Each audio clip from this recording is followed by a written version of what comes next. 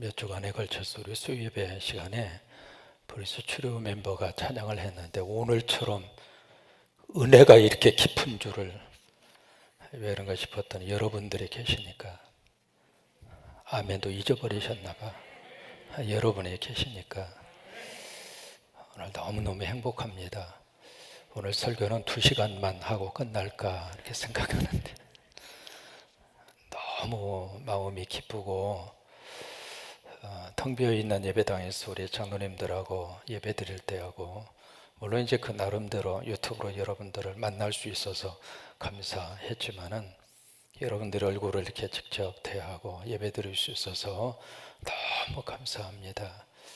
사실 오늘이 코로나가 발생한 꼭 1년 된다고 하는 뉴스를 계속 들었습니다.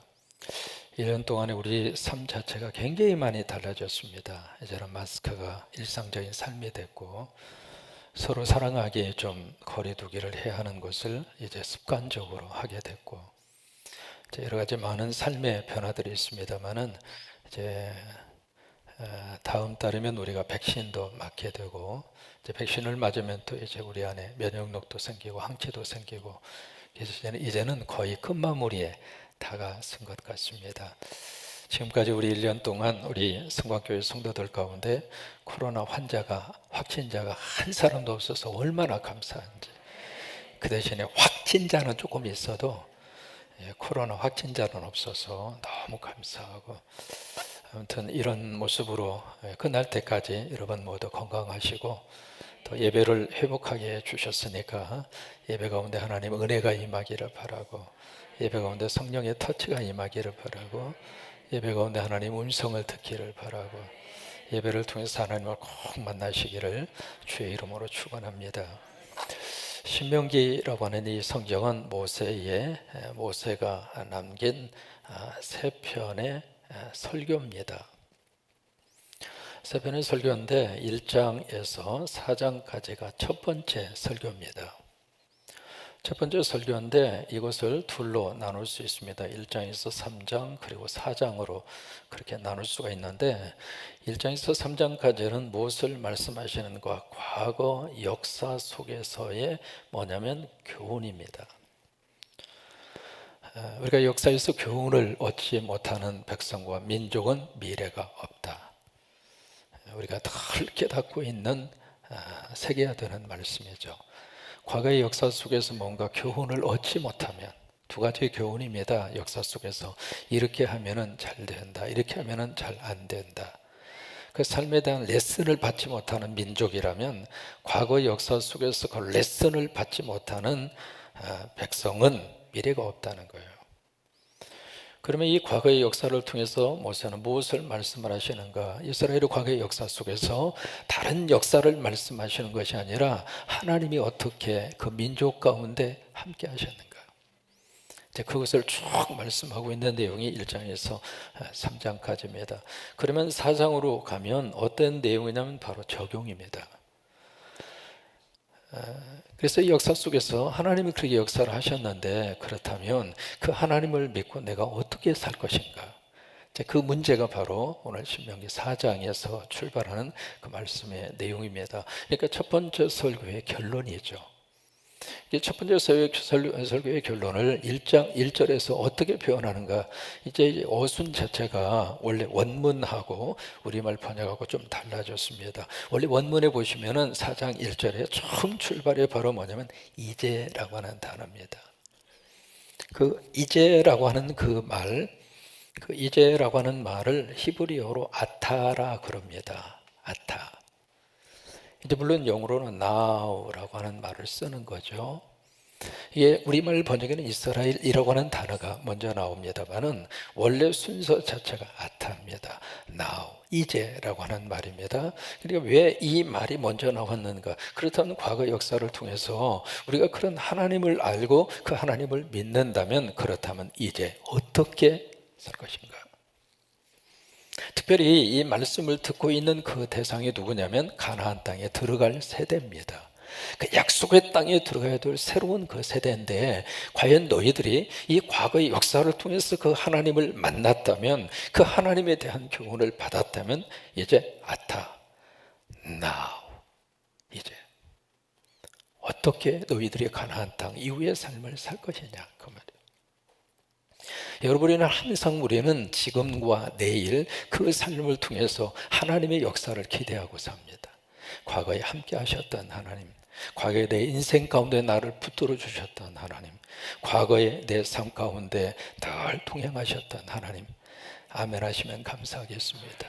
지켜주셨던 하나님, 동행하셨던 하나님, 내 삶을 이끌어 주셨던 하나님, 내 힘으로 산 것 같은데 돌이켜서 생각해 보니까 하나님의 은혜였습니다.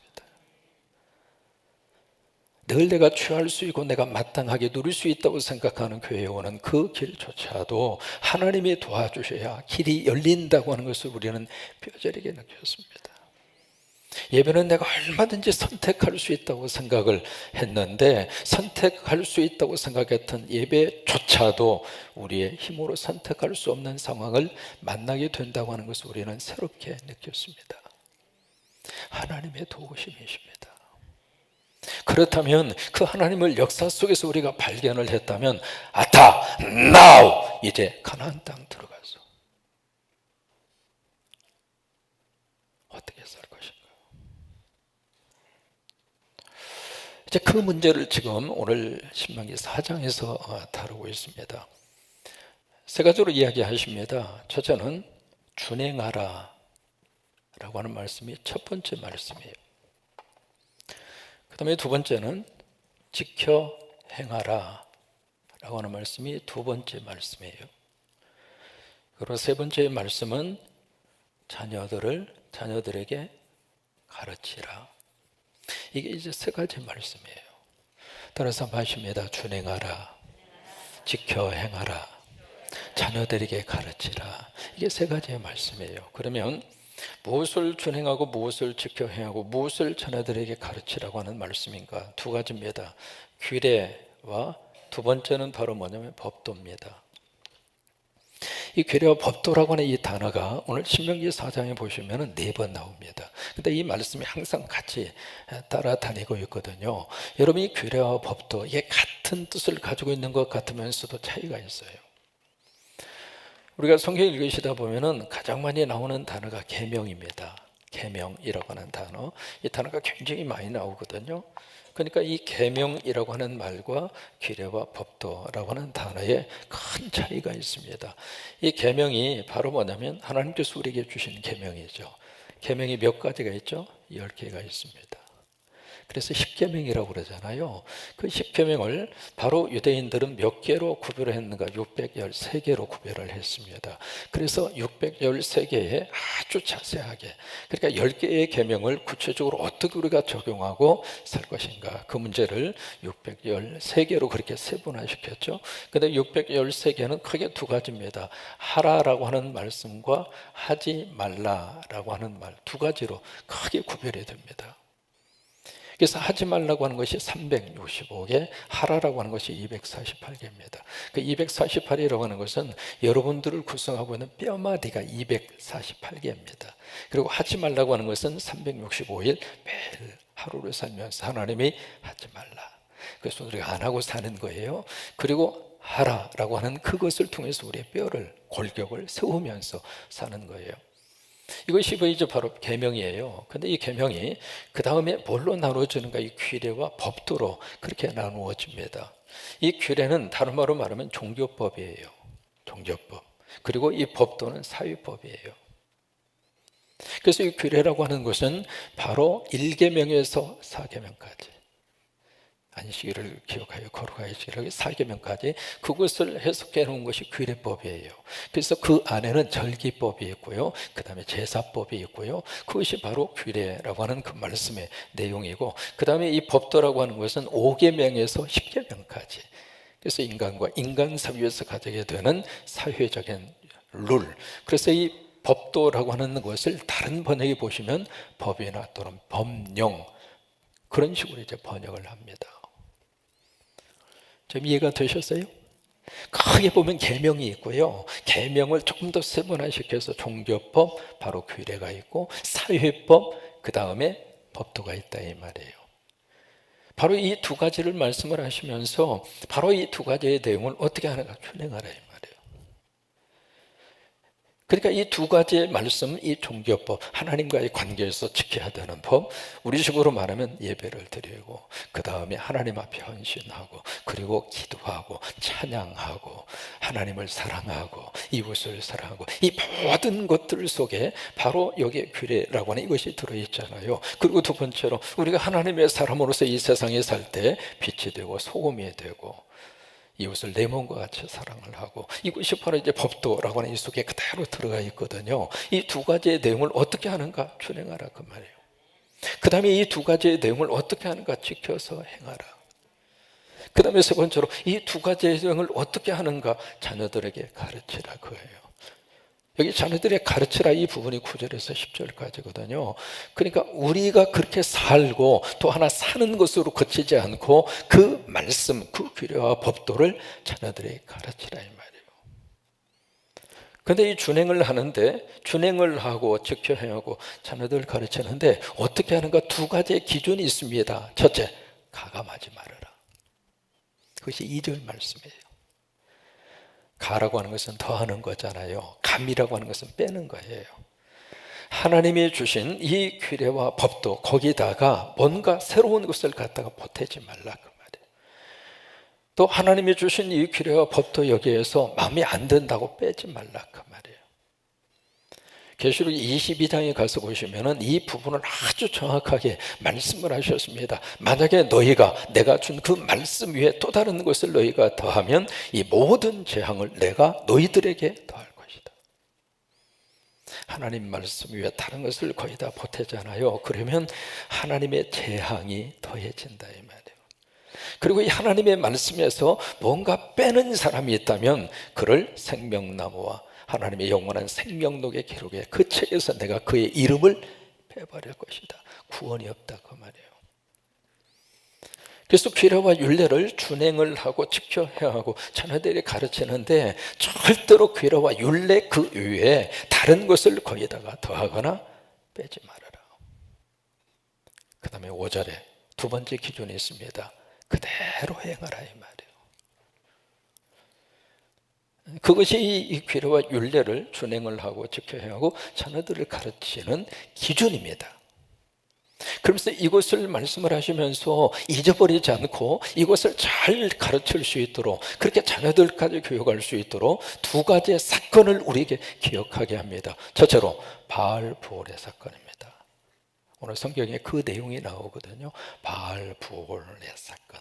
이것이 바로 민수기 25장의 사건입니다. 거기에 시딤 사건이라고 그랬죠. 거기 이제 그 시딤 그 지역에서 바로 모압 여인과의 음행 사건이 일어납니다. 그것 때문에 하나님의 진노를 받아서 24,000명이 죽습니다. 그 사건을 너희들이 목도하지 않았느냐, 눈으로 보았다 이 말이에요. 그것을 기억하라고 하는 거예요. 그 다음에 두 번째로 호렙산의 일을 기억하라고 이렇게 말씀을 하십니다. 그 호렙산의 일이라고 하는 것은 하나님의 계명을 주셨을 때의 일이거든요. 큰 하나님의 두려움 속에서 하나님의 영광이 나타나고, 제가 이제 그 시내산, 바로 호렙산이죠. 모세가 그 하나님으로부터 십계명을 받은 그 시내산 자체를 제가 이렇게 순례를 하면서 느낀 감정이 바로 뭐냐면 참 뭔가 신비로움을 느끼는 산이에요. 전체가 다 돌산입니다. 처음 올라가는 입구에서부터 정상에 올라갈 때까지 전부 다 돌산이에요.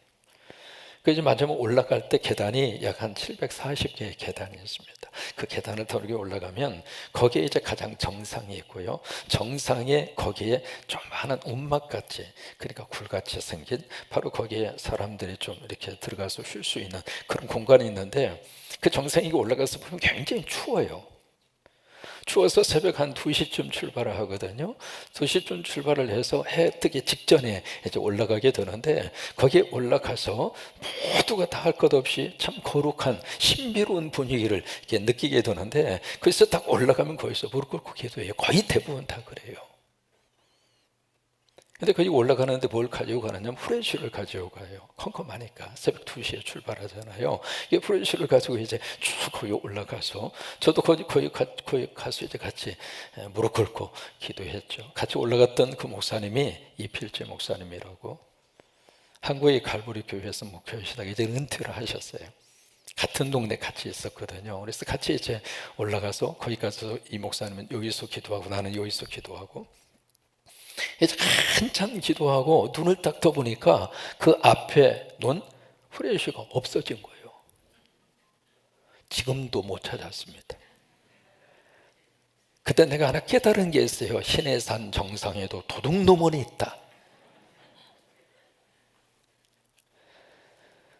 참 신비로움을 느끼는 장소가 신해산 정상입니다.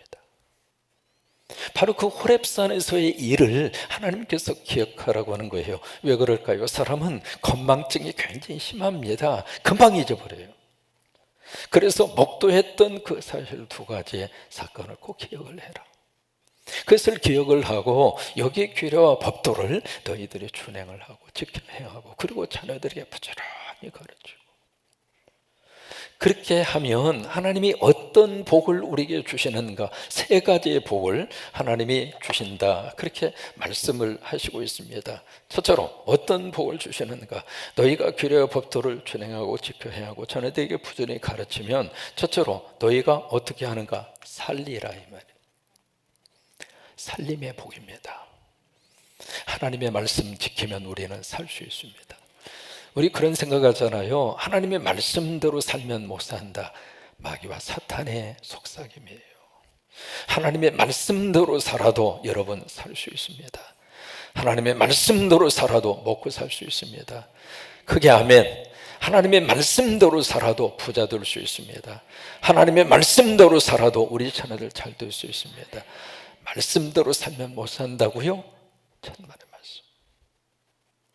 규례와 법도를 너희가 준행하면 너희가 살리라 그 말이에요. 그 다음에 두 번째로 뭘 약속을 하시는가? 그 땅을 들어가 차지하리라 이 말이에요.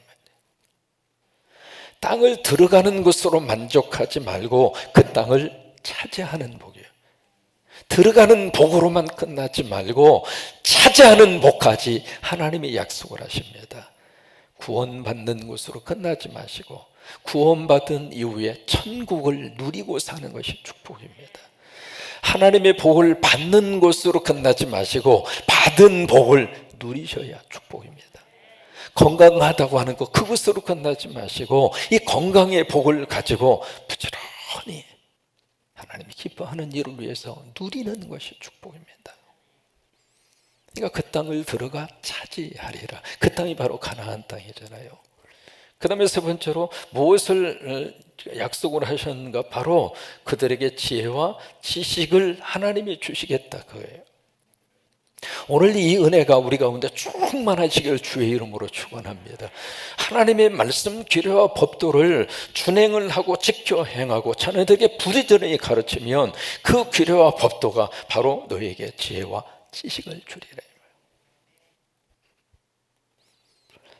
이런 중 우리 한국에서도 그러고요. 우리 유태인에 대한 연구 굉장히 많이 하잖아요. 특히 부모님들 유태인들의 자녀 교육 문제 굉장히 관심이 많습니다. 그래서 시중에 이렇게 가서 보시면 탈무드라든지 쉐마 교육이라든지 토라 교육이라든지 흔하게 볼 수 있는 책들이 굉장히 많습니다.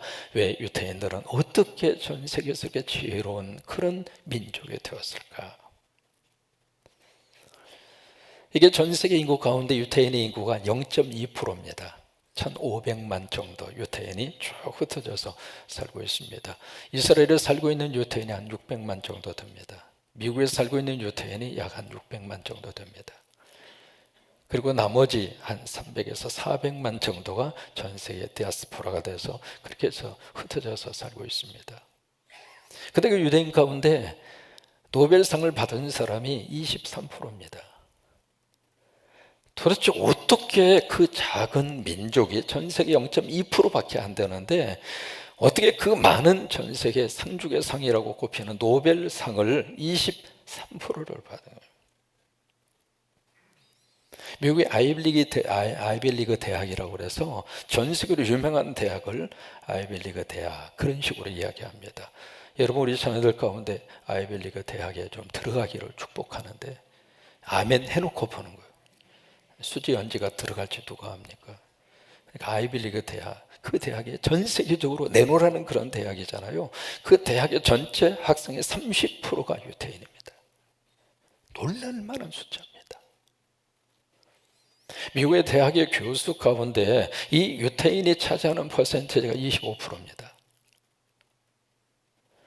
그런가 하면 미국의 의사들이 있잖아요. 그렇게 수없이 많은 의사가 있는데 의사의 50%가 유대인입니다. 미국의 변호사가 70만 명입니다. 그 70만 명 가운데 유태인 변호사가 20%입니다. 거기서 끝나지 않아요. 미국에 400대 기업이 있습니다. 그러니까 쭉 이렇게 숫자를 해서 지금은 이제 뭡니까 테슬라의 그 사람이 이제 1등으로 올라가고 뭐 빌 게이츠 올라가고 그런 식으로 이제 순위를 쭉 이렇게 쭉 매기잖아요. 그러면 전체 1등에서 400등까지 미국의 거대한 부자들 그 부자들의 23%가 유대인입니다. 공부도 잘하죠. 돈도 잘 벌죠. 권력의 최고의 상층 부분의 권력도 잡고 있죠. 어떻게 그 민족이 그럴 수 있느냐 이 말이에요. 이게 돈 버는 것도 보통 그 유태인들 하면 어떻게 돈을 잘 버는지 말이죠. 근데 이게 돈 버는 그 참 그들만의 어떤 어렸을 때부터 이 자녀들에게 돈에 대한 경제 교육을 철저히 시켜요. 이거 우리들이 좀 깨닫고 하셨으면 좋겠어요. 우리는 돈에 대해서 아주 터부시합니다. 돈 이야기하면 이 정념이 떨어지고 무슨 돈 얘기하느냐고. 아이가 돈 얘기하면 조그만 게 피도 마르지 않는 것이 벌써부터 돈을 밝힌다고.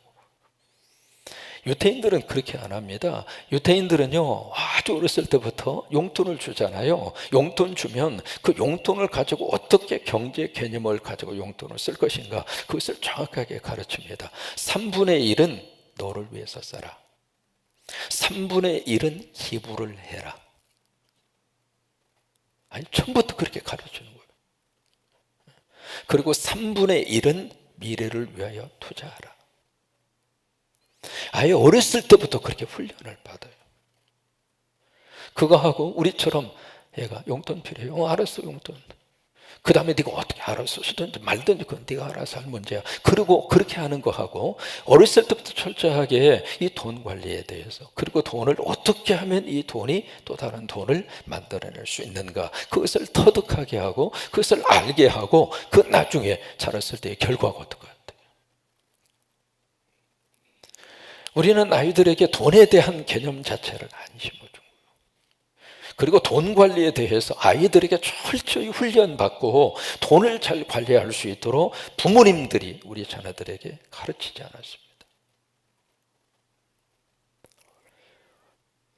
필요해요. 여러분 지금부터라도 그렇게 하시기 바랍니다. 손주 때부터 하시기 바랍니다. 철저하게 돈을 주면서 돈 관리하게 하고 그 돈 관리 중에 하나가 바로 투자입니다. 아주 어렸을 때부터 투자를 해요.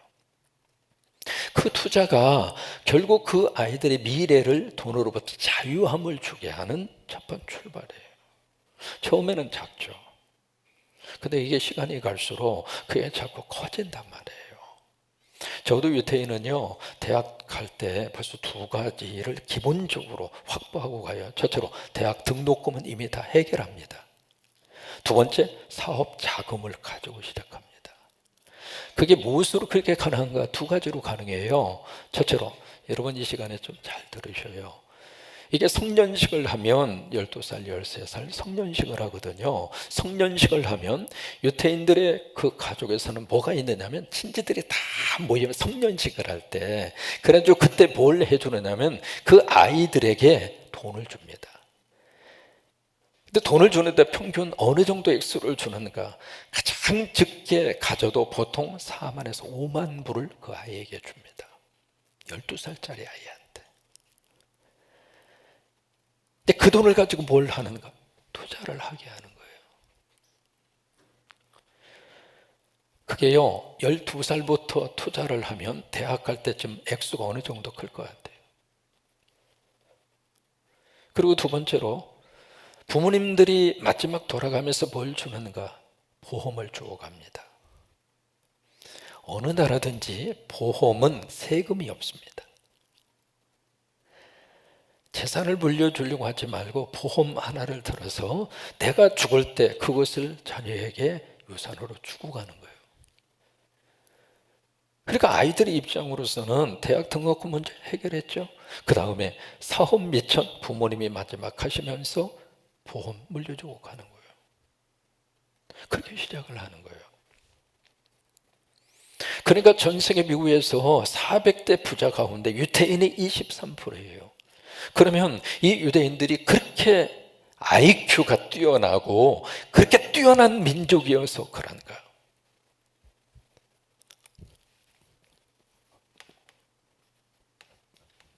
109대 94. 이게 무슨 숫자인가? 한국 사람의 IQ, 유태인의 IQ입니다.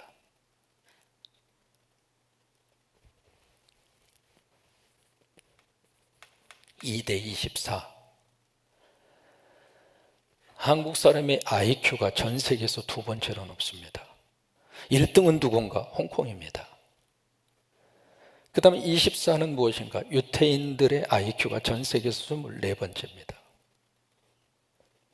그러면 유대인들이 그렇게 머리가 뛰어나고 IQ가 그렇게 좋아서 그렇게 돈도 잘 벌고 공부도 잘하고 그렇게 전 세계로 그 좋은 대학에 다 들어가고 그렇게 대학에 교수가 그렇게 많고 의사가 많고 변호사가 많고 그런 것인가?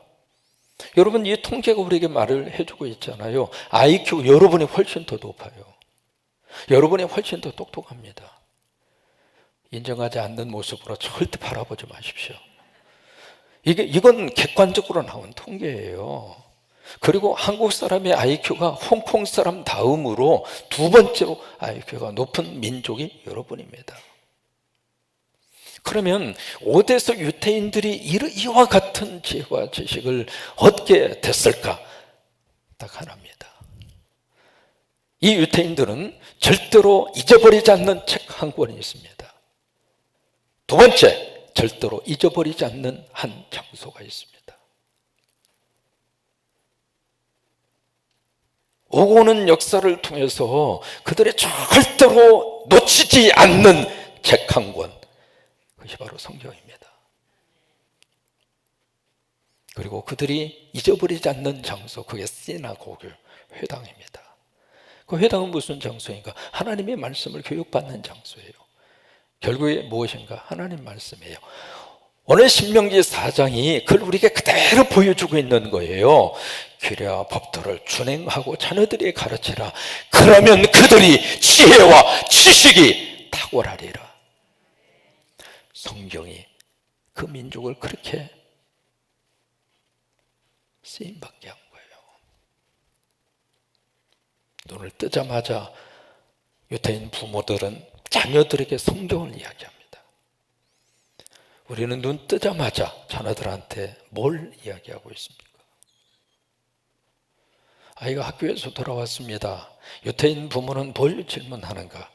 야, 너 오늘 학교 가서 선생님한테 무슨 질문했니? 그게 유태인 부모의 첫 번 자녀에게 하는 말 건네는 내용입니다.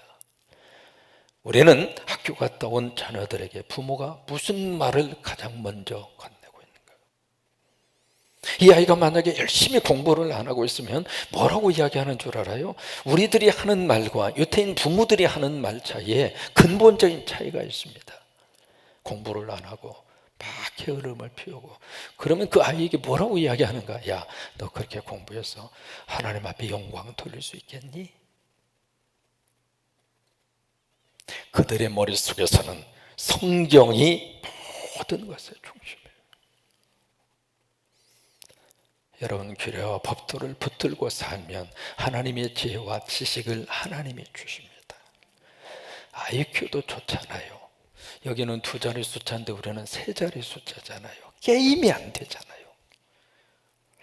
한국 사람들의 이 IQ는 누구도 따라올 수 없을 정도로.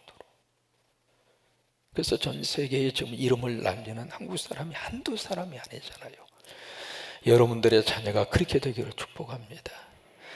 그것을 위해서 여기 게임이 안 될 정도로 2대 24잖아요. 이 IQ 랭킹 순위 자체가 벌써 다르잖아요. 근데 그런 속에서 우리가 딱 하나, 규례와 법도, 하나님의 말씀, 하나님의 말씀, 하나님의 말씀을 자녀들에게 계속, 하나님의 말씀을 자녀들에게 계속 성경을 읽히시기 바랍니다. 어떻게 해서든지 아이들이 성경을 읽을 수 있도록 정한되면 뇌물 공세를 펼쳐서라도 성경을 읽게 하십시오. 그것이 유태인이 오늘 유태인으로서 우리의 부러움의 대상이 된 가장 중요한 근거가 바로 거기에 있습니다. 정리합니다. 모세는 첫 번째 설교를 통해서 크게 두 가지를 이야기하죠. 과거의 역사를 통해서 우리가 교훈을 얻었다. 그렇다면 이제 그 하나님을 믿고 가나안 땅에 들어가서 now 이제 어떻게 살 것인가? 바로 규례와 법도입니다. 이것을 준행을 해라. 그리고 지켜 행하라. 그리고 자녀들에게 가르치라. 근데 원칙이 있습니다. 가감하지 말아라. 그대로 행하라. 그것을 하기 위해서 두 가지 너희들이 눈으로 목격한 사건을 기억해라. 바알 부올의 사건. 하나님의 말씀을 순종하지 않았을 때 24,000명이 죽지 않았느냐. 호렙산의 사건. 하나님이 영광 가운데 나타나셔서 우리에게 말씀을 주시지 않았느냐. 그 계명은 바로 규례와 법도로 우리에게 구체적으로 주셨는데 이 말씀을 우리가 자녀들에게 그리고 내가 지켜 행하면 하나님이 지혜와 지식을 우리에게 주리라. 이 은혜가 우리 가운데 충만하시기를 주의 이름으로 축원합니다.